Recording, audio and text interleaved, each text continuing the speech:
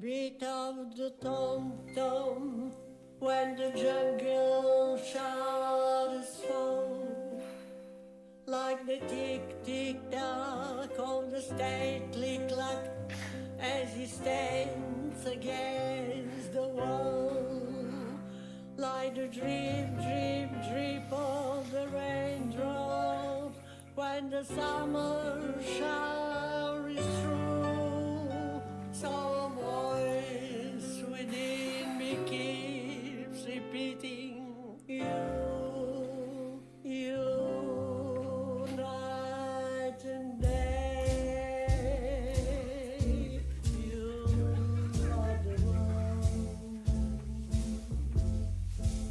Only you beneath the moon and under the sun.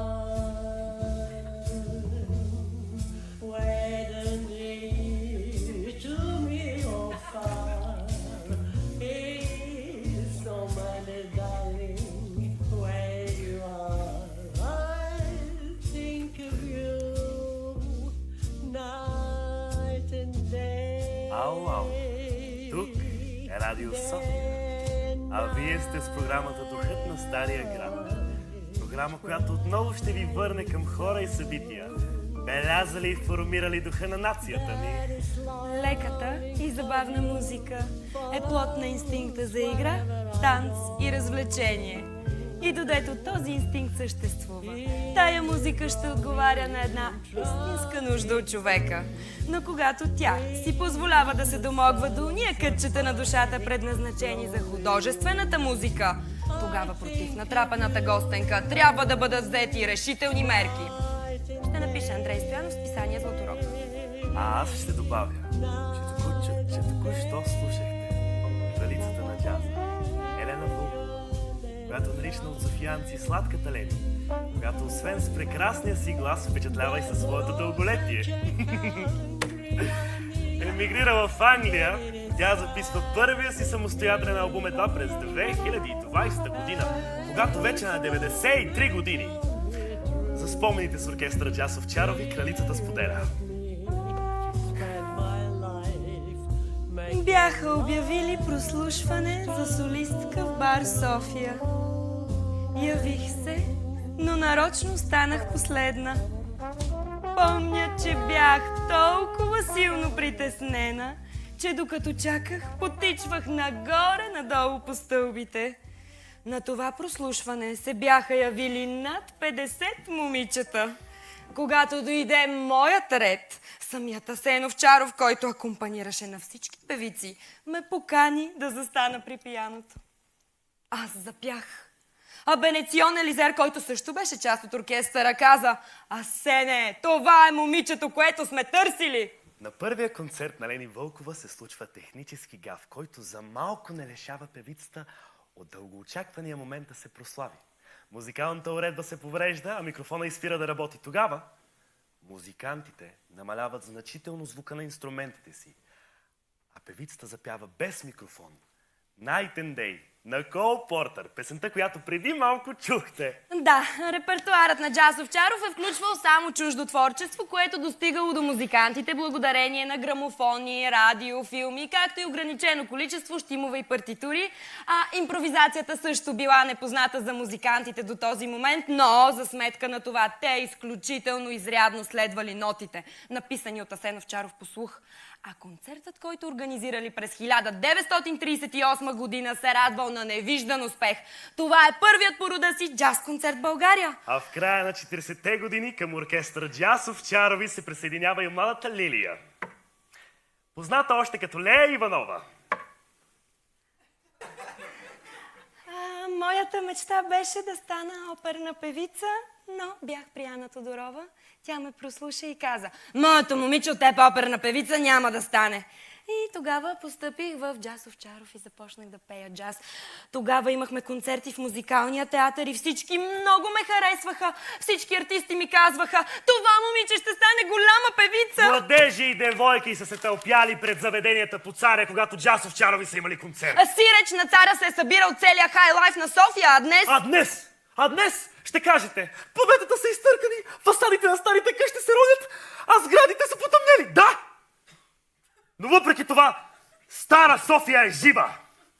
Тя ще живее, докато е жив споменът за нея. Дядо ми разказваше, че на мястото, където днес се извисява НДК, на времето са намирали казарми, а самият той живеел на улица Професор Фритьоф Нансен, която по онова време се намирала в покрайнините на София. От тогава са изминали едва 50 години. 50 години, за които градът така драстично се е променил. Ето, например, на булевард Цар Освободител, там където се скършва при Раковски, цъфтяло кафенето на артистичния свят. Оттам излъчвали топлина сърцата на десетки наши поети, актьори, журналисти, художници, учени, учещи и техни поклонници, които са надничали в това кафене само за да се насладят на своите любимци. А когато Яворов влизал в това кафене и заварвал вече седнали на масата Петко Тодоров и Славейков, винаги поднасял лек поклон и казвал: добър ден, господин Славейков. Пенчо, например, много обичал да вечеря в кафене България, където също четявал част от своите стихотворения. Тогава езикът ставал напълно свободен, а духът се подчинявал на тялото. Пенчо имал особено приятен тембър на гласа.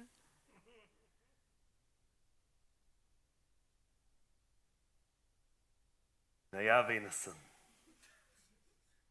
Ти си все пред мен. Дивна, като ясна нощ. Свидна като ден. През деня сърце копне в жалби за нощта.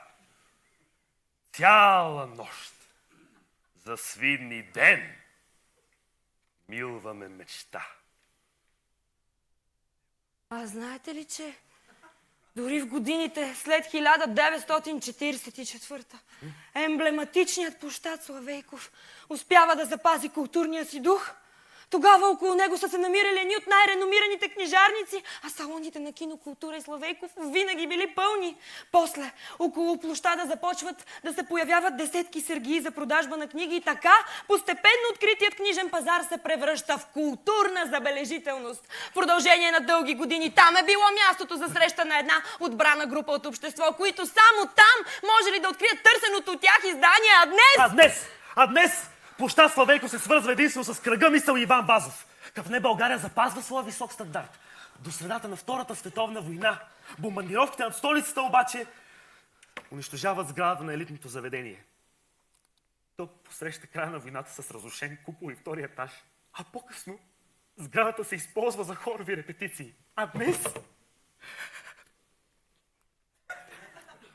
сградата пустея.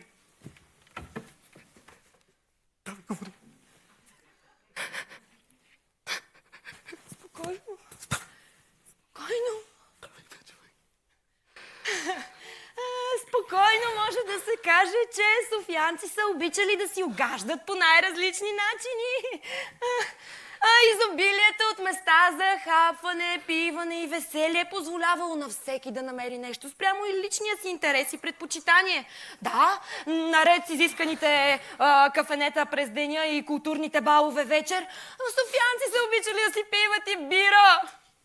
Но бирарите не били единствените места, в които социалният дисонанс не представлявал проблем. Колоритни места по същото време са така наречените стари софийски шкембеджийници. Под влияние на османската култура шкембеджийниците бързо навлизат в страната и предимно в столицата. Шкембе чорбата се утвърждава като една от най-евтините храни, но тя се ползва с особено уважение. Увлечение към тази храна е демонстрирал дори самият княз Борис III. Шкембеджийниците отваряли в 4 часа сутринта, когато можело да видите мъже в фракове и смокинги, дами в бални рокли, за които съвсем не било срамно да се насладят на една чорбичка след някоя дълга нощ, прекарана в по-елитно заведение. Шкембеджийниците носели духа Да. на уморените от танци крака, на веселите пиянски разговори, на леко измачканите дрехи и нещастливите от добре прекарана вечер лица. Поредното доказателство за цветния културен живот, който София имала от миналия век и за смесицата от емоции, които градът изпитвал.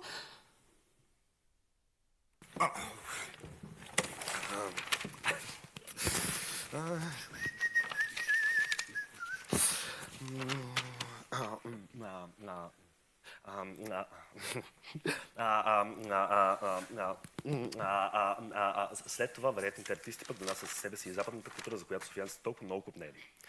Гостите имали възможност да се порадват на полюшканията на шансонетките и също така да потанцуват с тях, разбира се, срещу солидна такса. След кафе Шантаните се появяват и кабаретата. Там обикновено има двучасова програма, която включва песни, танци, фокуси, акробатични номера, както жонглерство и други сходни изпълнения. Така, освен начин за забавление, кабаретата се превръщат и в своеобразна сцена за артистите. Да. Но винаги има едно но. Винаги. Започват да се появяват будни граждани, които алармират за опасността, която предизвикват модерните танци на обществения морал. Именно поради тази причина, по това време, когато кафе Шантаните и кабаретата завладяват столицата, съвсем не е прието на такива места да се ходи по двойка. Даже на много такива места жени не са допускани. Точно в този период Стоян Миленков създава песента "Ех, проклета фукария", която перфектно описва живота на бедните софиянци и става неофициален химн на софиянците в покрайнините. Не минава участие на куплетиста без цялата публика да запее с него припева на песента "Ех, проклета фукария, днеска нямам пак кирия в джоба, нямам и петак, в същия съм бузяк". Ех, да имам Франци в джоба, ще съм важна аз особа, ще уреждам кабарета в най-елитни суарета.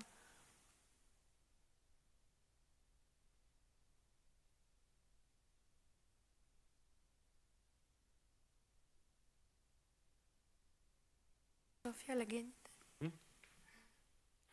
За легендите. София. София за легендите. За легендите. София преплита в себе си множество легенди, поради една или друга причина са се превърнали в неизменна част от образа на града, който познаваме и до ден днешен. Някои от тях днес можем да опровергаем, но други остават неизменна част от образа на града. Една такава е, например, легендата за враждата между Елин Пелин и Йордан Йовков, поради приликите на Йовковата буряна с гераците. По случая Йовков цитира Елин Пелин и казва, че ако някога в България се роди гений, той ще бъде геният на завистта. А след това Йовков добавя, че този гений не само е роден, ами вече е и доста остарял. Легенда също е и влизането на Кръстю Сарафов в кабинета на директора на Народния театър, въоръжен с 2 револвера и гневно изговаряйки: "Те го играли наш Кръстю Царов! Да или не?" И то само да. Но също така и преименуването на поета Крачолов, този така неизвестен поет, в П.К. Яворов, чието стихотворения започват да се печатат в списание "Мисъл". Но както и трагичната съдба на Яворов и мина. Но и тази на Елена Петрунова, любимата на Димчо Дебелянов, която е простреляна в градите от собствения си баща. Както и трагичният атентат на храм-паметника Света Неделя, който разтърсва цяла София. Но нека по-добре минем към столичните зевзеци. Такива са и 180 килограмовия брокер Митю Шишкавия, който така и не успява да се качи на трамвай поради габаритите си. Или пък поета Раздолчо, който се издържа с продажбата на своите патриотични стихосбирки. Или пък Ставри Чадърджията, който задявал всички минувачи пред дюкяна си. Но нека не забравяме и некоронованият цар на град София, Иван Иванов, кмет на град София. Как протичал неговия денник? Ами под строг график. И всяка сутрин излизал от тях с едно тефтерче под ръка и обикалял столиците на... Съжалявам.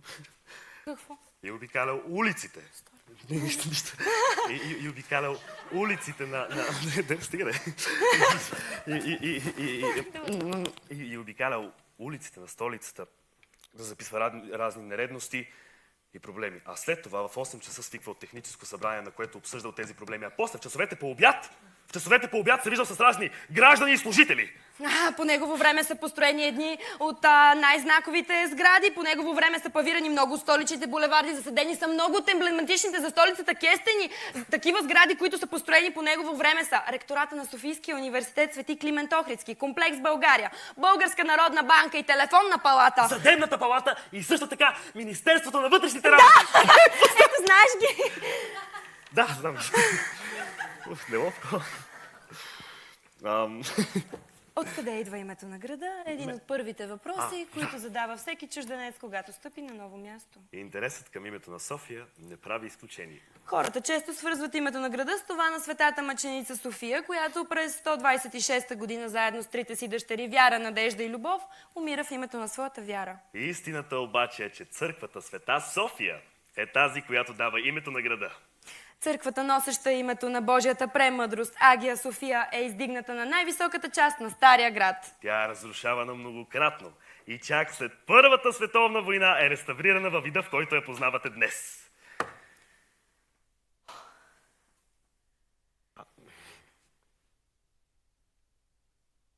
София, братче, центъра на просветата. Предстои София, братче, съне. предстои ви да видите Душата ми е стон и Тихият двор не съществува. София, братче, центъра на просветата. София са, братче, най-хараби момчетата. София, братче, центъра на планетата. В София са, братче, най-хараби артистчетата. София, София, мой малък Лондон. София, София, обичам те. Обичам те, София.